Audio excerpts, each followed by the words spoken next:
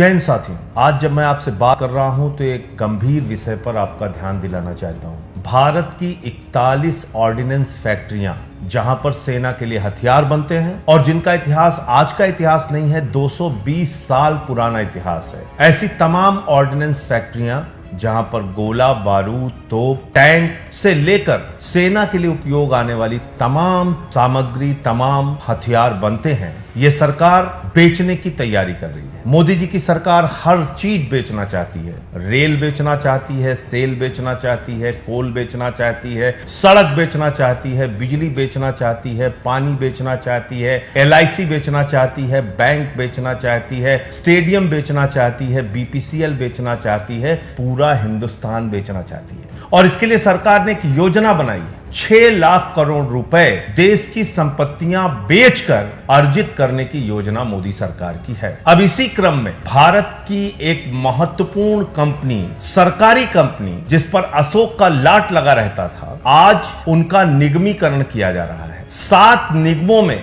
41 हिंदुस्तान की आयुध फैक्ट्रियों को, 41 हिंदुस्तान की हथियार बनाने वाली सरकारी कंपनियों को डाला जा रहा है, उनका निगमीकरण किया जा रहा है। और नाम क्या दिया जा रहा है मोदी जी के द्वारा? बहुत चालाकी करते हैं मोदी जी कोई भी काम करने के पीछे। जब वो नोटबंदी करते हैं तब भी उसको जोड़ देते हैं कि हम काला धन लाएंगे, आपका देश तरक्की पे जाएगा, बहुत कुछ होगा। जब वो देश के अंदर जब GST का बिल लाए थे, आपको याद होगा, तब उन्होंने कहा था आधी रात को आपको आजादी देने जा रहे हैं। और जब इन सरकारी हथियार बनाने वाली कंपनियों को निगमों में विभाजित करने जा रहे हैं तो नाम दे रहे हैं कि हम राष्ट्र को समर्पित करने जा रहे हैं। यह बड़ी हास्यास्पद बात है। जो कंपनियां 62 में, 65 में, 71 में, 99 में, कारगिल युद्ध के समय में, हर मुसीबत के समय में देश की सेना के साथ खड़ी रही, जो हथियार बनाने वाली कंपनियों ने समय समय पर देश की सेना को युद्ध के दौरान, जंग के दौरान जरूरत के सारे हथियार मुहैया कराए, गोला हो, बारूद हो, टैंक हो, हथियार हो, सब कुछ उपलब्ध कराया। आज उन कंपनियों को कहा जा रहा है कि हम राष्ट्र को समर्पित करने जा रहे हैं। जैसा मालूम पड़ रहा है कि मोदी जी ने इसको कल बनाया और कल ही उसको समर्पित करने जा रहे हैं। ये अपने आप में एक मजाक है। किसी भी चीज के आगे राष्ट्र लगा दो, राष्ट्र को समर्पित लगा दो और उसका फिर व्यापारीकरण करो, निगमीकरण करो,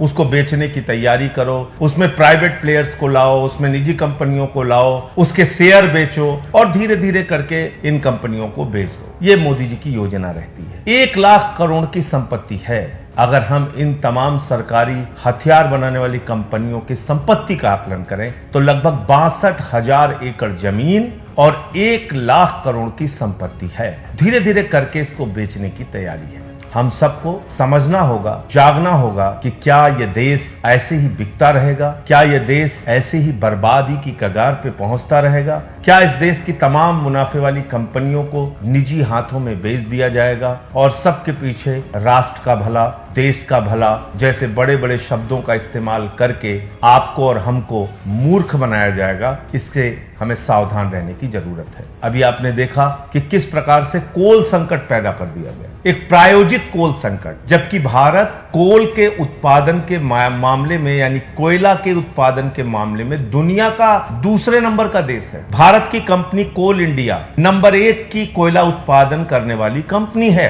और उस देश में कहा जा रहा है कि कोयले का संकट पैदा हो गया। क्यों?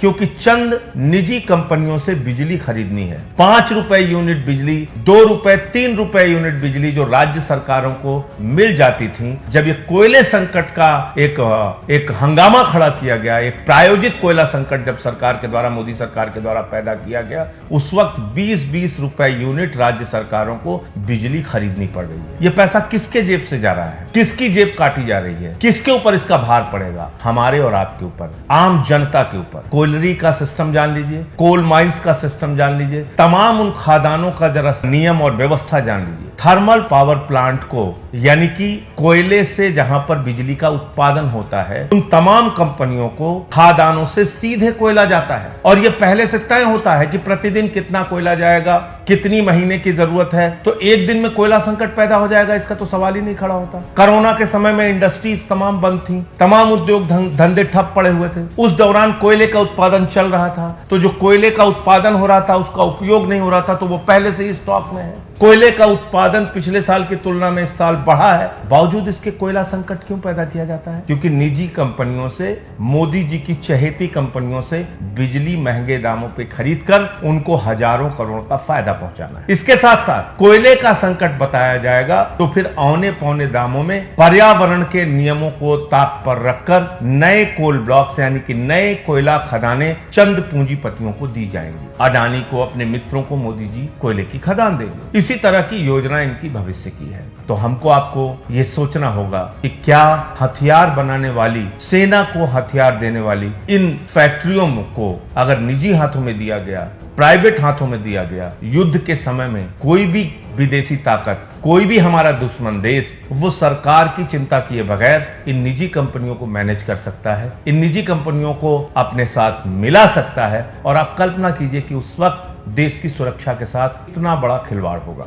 उस वक्त देश की सुरक्षा के साथ कितना बड़ा खतरा पैदा हो जाएगा। इसलिए इस फैसले का विरोध कीजिए। हमारी देश की रक्षा और सुरक्षा के साथ किसी भी प्रकार का खिलवाड़ नहीं होना चाहिए। और मोदी जी अगर 220 साल पुरानी हथियार बनाने वाली कंपनियों को, आयुध निर्माणियों को कल राष्ट्र को समर्पित करने जा रहे हैं तो इनकी चालबाजी, इनकी चालाकी और इनकी होशियारी को समझिए। जय हिंद, इंकलाब जिंदाबाद।